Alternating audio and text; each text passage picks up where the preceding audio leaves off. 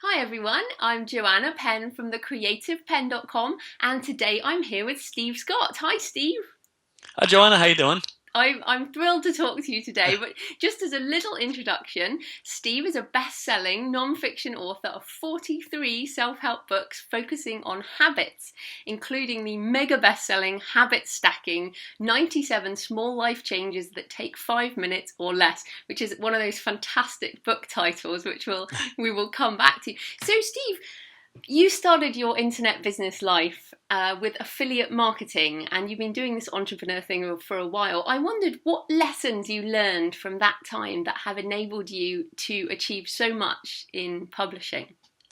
Yeah, actually, I started probably back in 2004 with just building internet business, but I say those first couple of years were just I used business in air quotes because I really didn't know what I was doing. But as far as lessons that I've learned, honestly, from the very beginning, not from the very beginning, but I'd say the very beginning of when I started doing fairly well, is I just learned the value of just focusing on a niche market, focusing on one specific audience, or for a lot of people listening, that would be a genre and trying to get them to enjoy my overall brand and specifically join my email list. So I would say the two major lessons I learned that I've kind of applied to book publishing are just zero in on a particular type of audience and actually have an avatar describe like who your ideal customer would be, and then just get them on the email list and engage them through email marketing. Mm, which is interesting. And I guess my question here is because I've listened to quite a few interviews with you, and I think you've really moved. You've moved from where you were to this process. What, can you explain that a bit more? Like, what did you used to think about publishing, and what do you think now? Actually, kind of what I thought from publishing, at least from the email standpoint, I've always just, I would say from 2006, pretty much on, I've always just been super into email marketing.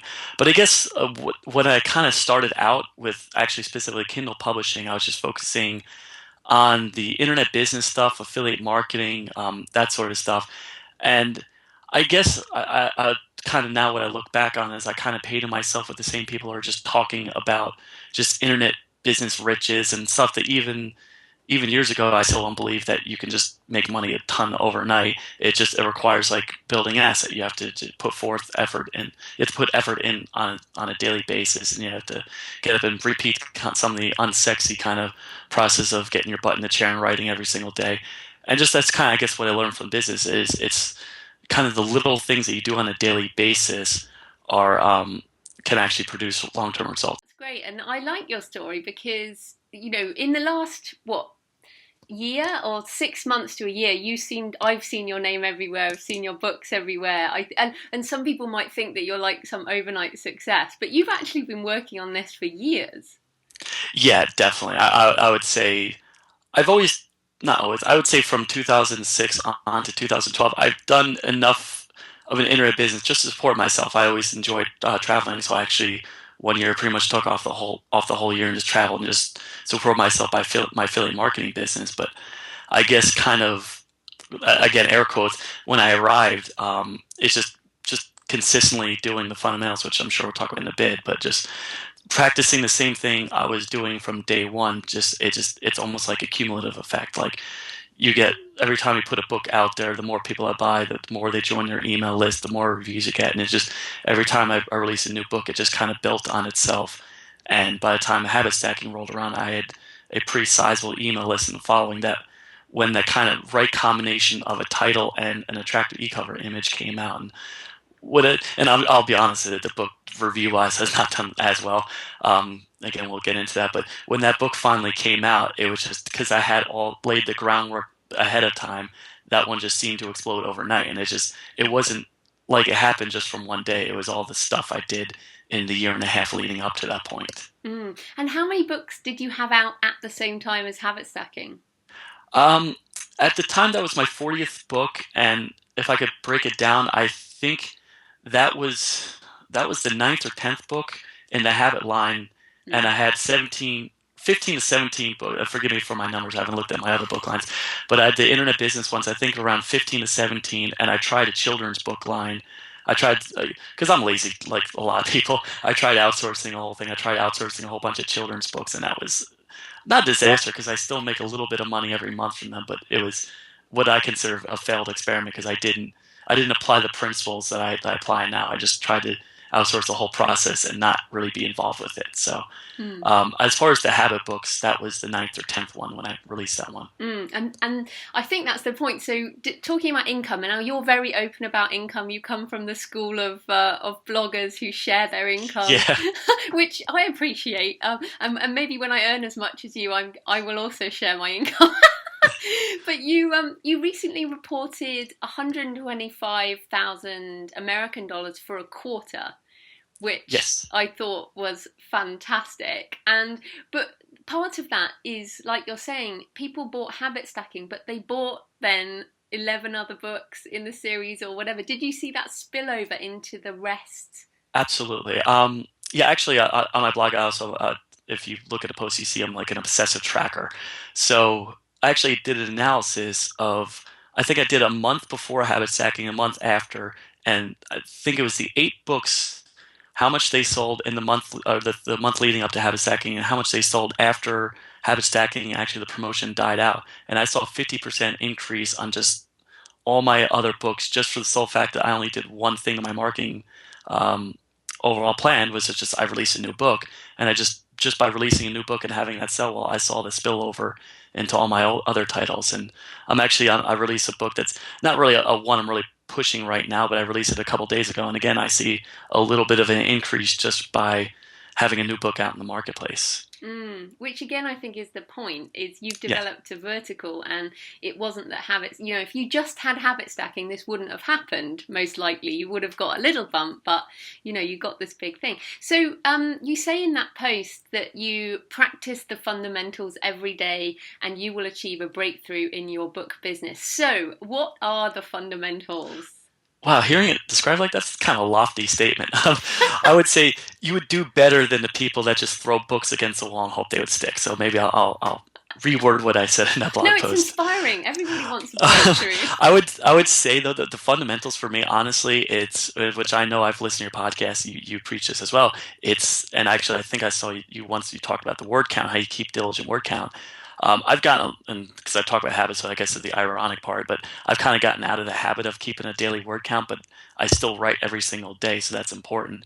But I would say the one of the fundamentals is butt in chair, consistently writing on a daily basis or at least 5 times a week. I know some people like to take the weekend off, but just waking up every single day, and I like to do it in the morning, start writing. That's a major fundamental. I would say cover images. That's a huge fundamental because people do judge a book by cover. And I know you talked about in your podcast how you've actually reworked your cover images of your fiction books, and those, like I think you said you saw almost immediate increase in income. Am I saying this right? No, that was a keyword difference. Oh, But I did do my images, and I don't know about that one yet. I'm still. okay. Well, I might be a liar because that one. Okay, but yeah. So the e-cover images, I would say email lists, and you'll probably hear me preach throughout the podcast how much email marketing is important for my business. I would say just write a good book, and that was maybe the mistake I made with habit stacking. Is the marketing aspect of it. I think it did really well, but maybe the idea I think is still a valid idea. It's just maybe the execution, the actual quality of the book wasn't up to my normal standards, and that's something I'm going to fix in a couple months. But I would say yeah. So to write a good book and be consistent, and just like when you learn something that's working, I'm a firm believer of the 80-20 principle. So when you see the small 20% activities that really make a difference in your business, don't waste time on the little rinky-dinky stuff. Just focus on the stuff that actually works and try leveraging that. So, in my opinion, those are the fundamentals. Just the boring, unsexy stuff, but it really, for me, it's worked. It's not trying to try all these crazy tactics that haven't been proven. It's just being consistent on a daily basis. Yeah, and I really love, like I said, I love talking to someone like you because I see your income, and I see, the people who are consistently doing amazingly well right now, the big names as well, like Bella Andre and Barbara Freethy, they're doing exactly the same thing. That I think we're at this point, there is no secret, is there? It's like, No. it's like diet and exercise. It's exactly the same. You just do the same stuff regularly for years. Yeah, I honestly, and maybe that's why I've done fairly well in the nonfiction space. All I do is just I listen to what fiction writers are doing, and I feel maybe I don't mean to hate on nonfiction writers, but I feel like fiction writers have evolved a little bit more, and they understand the merit of hard work. And I listen to your podcast, a couple other podcasts, obviously self-publishing podcasts, and I just everything that everyone preaches is just consistency and hard work, and it's no secret. It's just do it. It's true. But I do see in what you're doing some copywriting skills that I think authors could Yeah. take note of. So, for example, your habit stacking 97 small life changes that take 5 minutes or less. Why is that such a good title? Actually, when I did an interview with James Altucher, he was the one that pointed that out, and I didn't really. I guess it's one of those things I was too involved with the process. I didn't really think it was that good of a title. But I guess what he said is the main what I call the main title, because I have two types of titles. There's a main title that kind of hooks people in, kind of creates curiosity, and the subtitle that actually delivers what the actual promise of the main title is. So kind of what James Altucher pointed out is it's not only getting 97 habits, you can incorporate this in your day in a quick fashion. So it promises a quick win for readers, and I I would love to say I spent like hours over that title. It just clicked in my head, and I guess I do try to experiment with copywriting as much as possible. So I guess it just kind of came to me, but just I knew that was kind of the back half of the book were those 97 things, and the overall arcing idea behind habit stacking is you can add a bunch of small little habits to your day that only take a couple minutes apiece. So I guess it's just I tried to cram as many words in there, and just somehow it came out sounding good, I guess. But I try to simplify as much as I can with the subtitle of any book. I want to give you more credit though, because I'm also on your email list, and your emails are very well copywritten as such. You know, you obviously understand call to action and headlines and Yeah. all that. So is that just from years of internet marketing experience? I guess yeah. I guess I could have included that when you asked me about internet business stuff. But yeah, I've tried. I've written sales pages in the past. I've done the long. If you go way back into early kind of internet marketing, you had to basically know how to write long, engaging sales pages, and it's something I just do not enjoy. But I guess doing that enough and writing subject lines or blog headlines, you kind of almost internalize the process. And I don't have it in front of me. I actually have a swipe file of a number of blogs that I love, especially Copy Blogger. I just went back and found like the last 5 years of their headlines of their blog posts, and I just put that into a file. And there's every time I'm kind of trying to figure out a title of a book or title of a blog post, I'll pull it out and I'll just flip through and see if I can find one that I can rework that kind of matches the theme and scope of a book or a blog title that I'm writing. So I do love copywriting as far as like what it's taught me. I just don't. I guess I kind of internalize it. I don't even really think about it much right now. Or Mm. when I do stuff, I guess I know the fundamentals. So it just comes to me, I guess. Yeah, it does. And well, I'm going to put in a request for a copywriting for authors book from you. Might not fit your habit thing, but you know, as just a request, I'm just going to throw that out. Actually, it's easy. Robert Bly, he does great work as far as copywriting and running business. I think he has something about copyright on Amazon. I'd go check it out. Like, I don't. I think you can get the best education by reading a lot of his stuff that he writes about copyright, and he is an author, so a lot of it can be applied to authors. Brilliant. Well, thank you for that one. Okay, so you told us there a bit about your ideas, as in, you know, you have a look at, you know, other things and get ideas. But can you talk about your process from I need to write another book next month to finished book? Actually, I tend to start books a month to 2 months before I even really put pen to paper, and I like the idea of a lot of times it's really kind of amalgamation of different things. But a lot of times, if I want to develop a habit in my own life, or if there's some area of my life I feel that would actually be a good topic of a book, I'll actually kind of create the kernel of the idea. I'll write it down, put it in Evernote, and then during my walks and runs, I generally will come back with a bunch of ideas. Just something about it, I guess, just getting outdoors and just getting exercise. I find that that's the best way to kind of trigger my subconscious for getting ideas. I'm just constantly putting stuff in Evernote. So I'll generally do that a month or two before a book, and then by the time it comes down for like time for a brain dump or an outline, I'll have a lot of content already kind of pre-written in my head and turn little phrases I want to say or things I want to include. And it's just this kind of simple matter of just putting stuff into an outline. And I'm huge into index cards of just taking those ideas, putting them into 10 to 12 index cards that represent a chapter, taking individual index cards after that and adding to that stack. And then I like the index card approach because you can kind of sort them around, rip up ideas that you just don't think will really work. And I feel almost that process of eliminating ideas, ripping them up, moving around, that by the time you come for your outline, or I guess what the guys at Self Publishing Podcast call their beats, I feel that I actually have a pretty tight book that just all I really need to do is just flesh out each individual idea. Which is cool. And I interviewed Ryan Holiday, who also uses physical index cards. Yeah. Which I think... So you don't use Scrivener or anything? No, probably... How can you be so successful and not use Scrivener? I've tried. I really have. I've sat and I've watched the videos, and I'm like, I'm probably gonna make people's heads explode. I just like Word, and wow. I know. It's like do what Joanna says, don't do what I do. I now hire people for formatting and stuff. I don't want to learn Scrivener. I guess it's something I had to come to terms with. I really want to. It's just, and I'm sure it's the greatest tool since sliced bread. I just don't use it. It's great to hear that, because some people I know are so wedded to Word. But it sounds like you do that organisation on cards, physical cards. Yeah, which is, if you don't do physical, I don't do physical cards, I do Scrivener. And that's the big thing, is it helps you organise and drag and drop and stuff. So you do that before you write, basically.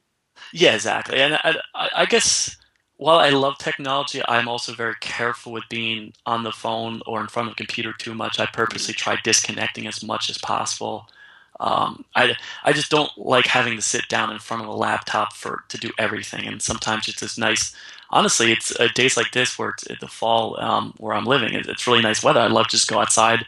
And if I have like an outline or index cards, it's something I can do where I feel like I'm working, but I'm also not in front of a computer. Which is cool, and you're the habit guy, and that is a good habit. I must say, I do try the digital fasting pretty regularly. Put at least a day a fortnight now, which sounds terrible, but really just disconnecting completely. Is that a habit you would recommend for authors? Oh, absolutely. I would say absolutely. I actually, specifically for Kindle authors or self-published authors, the one thing, and I do it like everyone else. You check your stats, you check your reviews, you check. And that's really a dangerous habit, especially if you read a negative review and then it kind of ruins the rest of your day, especially if you're writing. So actually a habit that I developed that I'm really actually quite proud of is I'll work from home in the mornings, and I'll sometimes go to Starbucks, and I'll go running in the park at the end of the day, and I'll come home around 7 or 8 at night and have dinner with my fiance. But literally, the moment I step foot into my house, I plug my phone into this room that I'm in right now. I plug it into the wall to charge. I walk out of the room and I don't touch my cell phone until 8 o'clock in the morning. So I literally don't touch my phone for 12 hours. And the positive byproduct of that is I just don't check stats as much anymore. I don't check my reviews, and I don't do the stuff that kind of is self-destructive behavior. So I really try to be very conscious about. And actually, I think I heard you say it was on the Sell More Book Show where they talk about reading Kindle books. You prefer your phone or your Kindle Paperwhite. I actually went out and got a Kindle Paperwhite just for the sole fact that I can read books at night without having that kind of, if you're reading on the phone, then you suddenly check over and see how your books are doing and stuff. I'm trying to eliminate as many of my own self-destructive habits as possible.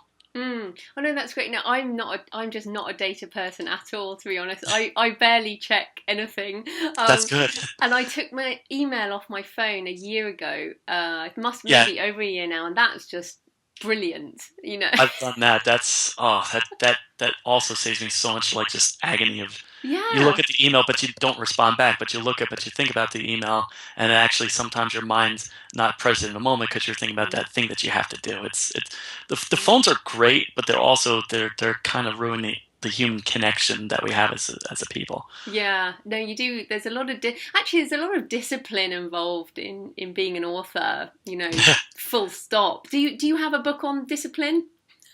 I would say the best one that it's actually very simplistic. It's you can almost sum it up in a sentence, and it really is just writing habit mastery. You just get up, sit down in your chair, and just make it what's called the one thing, and whatever the most important aspect of your business is, you make that a focal point of your day. So for me, the one thing is writing. So I structure my day where I can't let anything else intrude. So if I know if I put that hour or two of writing in the morning, that whatever may come with the rest of the day, I've at least done the most important thing. So as far as discipline, you almost have to know your own weaknesses, and I'm pretty self-conscious about what if I get out of bed and I don't really do much, I know that really can snowball into a bad day where I just don't be productive. So you just kind of have to know your own moods and have little kind of tricks and hacks to avoid those certain rabbit holes that we all get into. And really, it's almost on a case by case basis. It's each individual person has to know their own limiting actions and account for that and figure out a way to get around that. Oh, so much I could ask you about. I think you're a bit like Leo Babauta, right, from Zen Habits? Yeah, absolutely love. I was kind of joking with you before I got a call about your crush on Stephen Pressfield. I think I have a man crush on Leo Babauta. Yeah, and if people don't know, Leo blogs at Zen Habits and talks about what, as you do, habit change. Yes. And amazing stuff. So I just ask you about, so you've written these 43 books now. What do you see with the data that you have and that you have these books? What do readers want from nonfiction? So what are the things that you're repeating, like shorter books, or, what are the things that people want? Honestly, I'll start by saying my opinion has kind of changed on this. What I saw initially when I was first getting started is there's the giant how-to massive compendium books. These are the traditionally published 50 to 100,000 words, and they tend to really try to cover every possible question that people have. And I guess my strength slash weakness, I'm not too sure what you'd call it, is I kind of came from a blogging mindset where I like the idea of your blog representing your actual niche. So someone comes to your blog, they want to find out content about a specific market. I almost look at each Kindle book as a very long blog post. So I would try to tackle one subject and just really drill down into it. And on the actual word count level, I try to keep those around 15,000 words. And I feel that it's evolving, and people are, I guess, starting to really embrace the 15,000 word count. So now I'm trying to put a lot more quality of the content and a little bit of longer word count, anywhere from 20 to 25,000 words. But I just really like the idea of, if you have one problem, then you could read one of my books and it solves that specific problem. And I'm not trying to bore you with 100 other details that really don't relate to that one particular problem. And if you want to find out more, you can always check out my other books. Like, I like really kind of drilling down to a topic and try and provide as much value for that one specific issue. Yes, and that's one of the reasons I wanted to talk to you, was to drill this into my head. So I just got this in the post. It's the Business for Authors, my latest, How to Be an Author Entrepreneur. Now this is 70,000 words. This is and my nonfiction is long, and it's so funny because I was thinking, when I was thinking about this book, because I've been following you for a while, and I was like, why can't I get make this shorter? And then I've thought about it as a business model. So my main business model for nonfiction is professional speaking. So, and when you're a speaker, it's actually important to have a physical book. And I've got books that are as short as that, like a novella at 22,000 words, and it's way thin. So, and of course, your business model with these thinner books, do you do print for those, or what? Do you do speaking? How does that work? Yeah, I would say definitely you and I have a little bit different models. So honestly, with what you do, and I know you speak a lot, so honestly, the longer book that really covers a lot of content, that's honestly probably a better move for your actual particular business model. I don't do speaking. I actually, it's just something I've never been interested in. I don't really like the idea of coaching. It's just personal preferences. Like you, I'm an introvert. I actually like kind of my little cave. I kind of like hiding in my little my office in New Jersey. If I go do travel for a conference, honestly, a lot of times I like sitting in the back of a room and learning rather than feeling that nervousness of having to step on stage and actually talk. As far as I do print books. they really just don't sell well, and probably just what you mentioned. They're not the longer books. I think people just prefer the Kindle book. So I think that's only comprised. It's only about 3 to 4% of my overall volume, and audiobooks are about 10%. So the audio is what really surprised me. That's the one I didn't see coming. But so yeah, it's I would say 90%, 85 to 90% Kindle, and the rest are just the kind of the peripheral stuff. Mm. Yeah, and I think it's a really important point for people. It will depend on what the business model is, and whether you want Yeah. like one seminal work to wave around, or you. But I must say that you're making a lot more money, so yours is a more advisable business model if people want to go that way. But I like the fact that you talk about drilling down on this vertical. And I notice you use different names, don't you? You put an initial in. Yeah, that was a big whoops on my part. I didn't spend the 5 minutes it would have taken me to look at variations of my initials. So I'm S.J. Scott, or that my pen name for the Habit books. But there's a J.S. Scott, what I found out is a romance erotica writer. So you switch those initials around, you get a whole different brand of books. So I should, and probably what I'm going to do in the near future is I'm probably going to, at least for the Habit books, put Steve S.J. Scott, and just go with it. I try to get cute with the Actually, I think that's what you did. You did JF Penn and Joanna Penn. I tried to get cute with it and try to just do initials. And I feel it kind of creates brand confusion. The one thing I was worried is I didn't want to have people to look at the internet books, and I wanted to keep those very separate because I felt those are really separate audiences. So, and especially with Amazon, where there's 10 per page, if you have 50, 60 books, it's easy for books to get lost. So I wanted to make sure people could find the books that they wanted to with the least amount of clutter. No, I agree. I think the different brand is really important, but still, people can still find it. And I mean, Yeah. you do have 2 websites as well, right? Yeah, and actually, I'm starting a podcast, so I guess that'll be a third website. I think eventually I'm just gonna take the ball, run with it, and just create one. I'll still have my blogs, but as far as the social media presence, I'm really going to just put Steve Scott Authorpreneur or something like that. Word. It's just if you want to learn about habits or you want to learn about Kindle business publishing, that sort of stuff, then it's just they can find me all in one central location. So I do the separate blogs, but the Develop Good Habits blog, I've done a terrible job of keeping that updated. So it's something I started and it kind of just let fall by the wayside.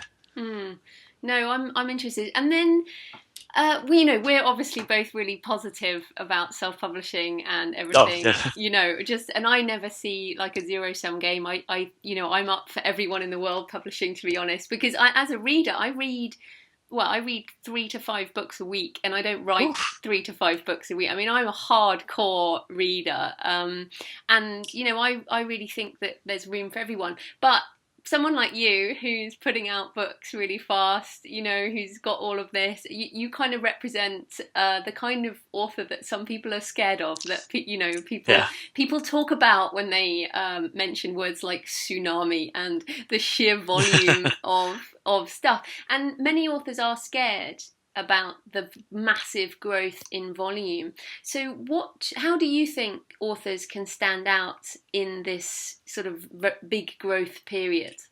I would say first off, I would say just do what you think would connect you to the audience best. I would say first off, I think the guys at self-publishing podcasts, I know I mentioned it twice, but they're a good example that they are like machines with their content. And I've read a couple of their books. It's good content. It's good fiction. So just because you can produce fast doesn't make it necessarily bad.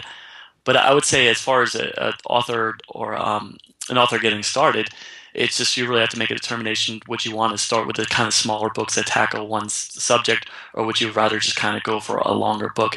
I guess it's really a matter of actually building up your platform and just engaging readers and finding out what exactly they want. And you can learn that by just talking to them and asking. Like I use my email list to ask questions all the time.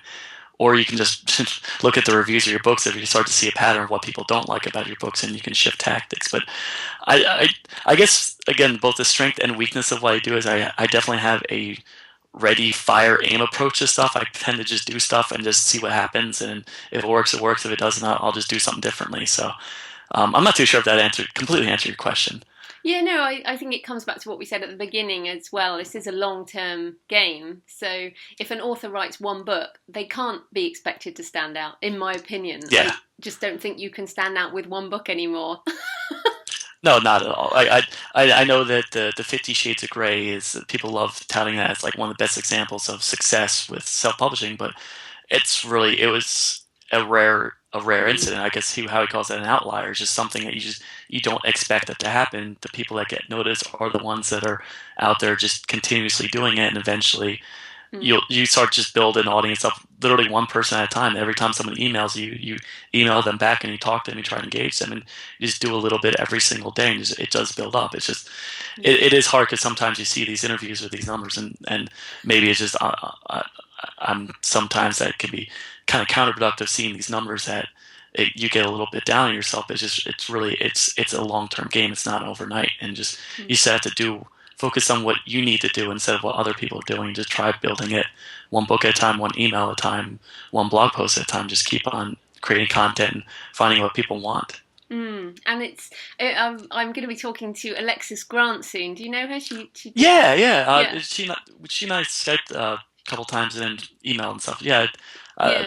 I'm trying to get more into her content, but yeah, I Yeah, know her. she and I met on Twitter. Like the first week I was on Twitter, 6 years ago or something, 5 years ago, I met her, and we're going to have a conversation in a couple of weeks about what's changed for both of us over the last kind of 6 years since we first met online. And one of the things I've been thinking about is how many people have just disappeared. You know, people that we met at the beginning who've just gone away. And when I look at how long you've been working at this, I just think your success is not, you're not an outlier. I don't believe you're an outlier. I think you've just worked blooming hard, over years. Yeah, I guess for me it was just I had a blog that was not really that successful, and I was kind of spinning my wheels with the blog. So it was just instead of blogging every single day, I might as well just put this in Kindle book format. And I guess I just took where the area was working hard, not getting results, and just translating to somewhere else. And maybe for the people listening that aren't being as aren't seeing the success that they feel they deserve, is maybe try something else. Like I forget that quote, but basically the definition of stupidity is doing the same thing over and over and expecting different results. And if you're just not seeing success and you're really trying hard, maybe try a different thing. Maybe try a different way that you're trying to attract readers. You could start a podcast, start a YouTube channel, start a blog, doing something different that maybe you'll find that sudden surge of readers and followers. And that's kind of what I did. I just took what I was doing, just jumped on a different platform. Mm. And then I just want to ask about your tipping point. Did you see a tipping point in terms of number of books? Like when did it go from being just a bit of a laugh and a bit of a hobby to this is actually a viable business? It was when I decided to fully commit myself. So I had the first two books. They were just I literally just I hate to say I literally threw just blog posts up there, kind of formatted together, and obviously those aren't my best efforts. So I kind of threw two cast off books, went away. This was summer 2012, so basically went away for sort of 7 weeks on vacation, and saw that they were actually selling halfway decent. And then when I decided, I was telling my girlfriend at the time, that was my fiance, I was telling her, I'm like, no, there's something about this Kindle stuff. Maybe I should, sit down and actually put some effort into it. And I just, I suddenly got the bug. I just sat down in September 2012 and I just literally wrote a book every 3 weeks. And I just focused on that. And I would say by December, I was making enough, or if I had to, I could have lived off my Kindle earnings. But it was really just working, I would say 20-ish hours a week on it. And actually, that was somewhere upwards of 25 hours a week. I work a lot less now. I'd say I work about 15 hours a week on my actual Kindle books. But it was just, to answer your question, is really when I just fully committed to the process and kind of 80/20 to everything else. Anything that wasn't helping that one particular business, I just dropped. Mm. Yeah, which I think is a really good point. But when did I'm just personally interested in when did it jump from yes I can live on this to whoa I can really live on this? Yeah, I would say May of this year. Right. And the fundamentals. It was my 40th book was habit stacking, and I was doing fairly well before that. I was at that point I was like, this is more money than I could possibly imagine. Habit stacking took off, and then I had a couple after that just rode the coattails of that one, and it was like to my opinion, it's just numbers I truly never thought were imaginable. Like you hear these ridiculous numbers and all these statements by people doing stuff, and you're like, that's not true. That can't be possible. And it really, it it I would say it blew up, and I think it's gone down since then. I'm trying to take the lessons from habit stacking, apply it to different books. So take the marketing lessons, but also put it behind quality books. I'm trying to see if I could replicate that and have another couple of books that really take off like that. But again, it's a learning game. It's just you kind of make this stuff up as you go along. No, absolutely, and yeah. Well, I'm very impressed with what you've done, and I talk about you a lot actually, because I think we have so many examples of fiction authors who are doing this regularly. But are you the only one who's doing this with nonfiction? I would say I'm one of the few that's doing it and being honest about what books are theirs, because it seems to be a common thread that the nonfiction author just don't talk about what books it's like Fight Club. They're like, oh, I have a bunch of books that make a pile of money. Here's my income statement, but then they won't really show what books are there. And it was very scary to actually do that. I was like, oh man, I'm going to open myself up to negative reviews. I'm going to open myself up to copycats, and I've gotten both. But I feel it's better long term to be very honest about what's working, what's not. I feel that when you add more, like that old quote, that when you add more value to the world, you get it back. Like I feel social karma. Yeah, yeah, social karma. But I would say it was from there, like the spring of 2014, and pretty much since then, it's been kind of ebbing and flowing. But it was getting a few books out there that just did really well. And then final question, because you're a self-help guy. You do a lot on the psychology, and we've talked a bit about discipline. And what do you think is a sort of fundamental mindset shift for an author to move into this kind of more successful realm? I would say put your eggs all in one. A couple things. I would say put your eggs all in one basket. If you're really going to be focusing on writing as a career, I would say when you're first getting started, focus on a genre, focus on a niche, and really just try writing as much content in there. And that could be the form of, if you see that one particular book of line of books is actually doing well, write more books in that series.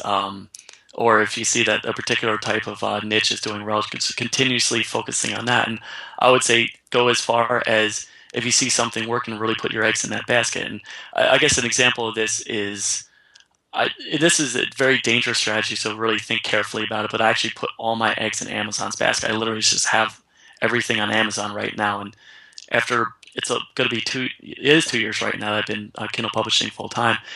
And only now am I starting to look to other sites like Kobo and obviously some of the other things. But it took me 2 years to even consider going elsewhere.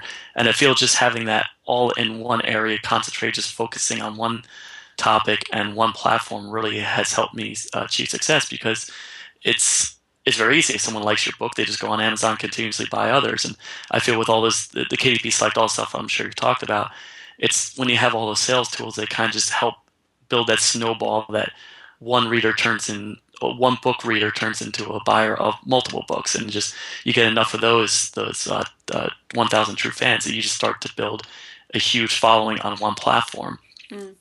And I would say another habit or mindset shift, I would say just consistency, just the one thing for all of us that's writing. So you want to structure your day around writing. That should be your top priority. I would say up there with spending time with family, going to work, exercising. That should be something that you block out, that's part of your day. That should be, you never schedule an appointment then. You just make sure that you get that one thing done before pretty much anything else.